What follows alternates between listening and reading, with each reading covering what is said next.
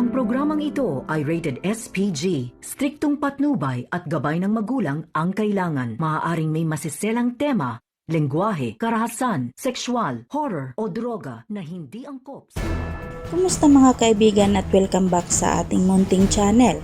Narito ang aabangan natin na hindi nyo dapat papalampasin sa IPJ Batang Quiapo. Wala nang makapagpapigil pa sa paghihiganti ng ating bida na si Tanggol. Una niyang tutugisin si Divina, ang babaeng nagtraidor sa kanya, at siya rin ang dahilan kung bakit nawala si Fatima at Paing. Sa lugar na naglalakad si Divina kasama ang kanyang asawa at ang kanyang anak na si Rocky Boy. Palihim na pinagmasdan ni Tanggol si Divina habang bumabalik sa kanyang alaala ang mga nasawi na mga kaibigan ni Tanggol dahil kay Divina. Samantalang habang naglalakad si Tanggol sa Quiapo kasama ang kanyang trupa, hindi niya mapigilan ang kanyang galit nang makita niyang si Kidlat na naglalakad ito. Tinawag niya ito at sabay pinapaputukan ni Tanggol, pero hindi nagpatinag si Kidlat. Gumanti rin ito ng putok at tumakas. Agad na sinundan ni Tanggol kasama ang kanyang mga kaibigan. Hindi niya ito tinigilan hanggat hindi niya mahuli,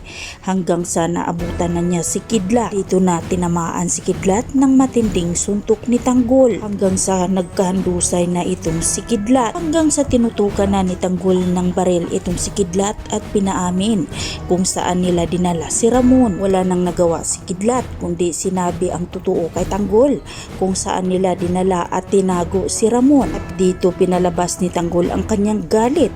Pinaulanan niya ng bala itong si Kidlat. Ngunit tinuluyan kaya ni Tanggol si Kidlat o binigyan pa ito ng pagkakataon na mabuhay? Yan ang ating pakatutukan mga kaibigan, dito lang sa IPJ Batang Quiapo. At huwag po sana ninyong kalimutan na i-like, i-share at pahingin na rin ng isang subscribe. Maraming salamat.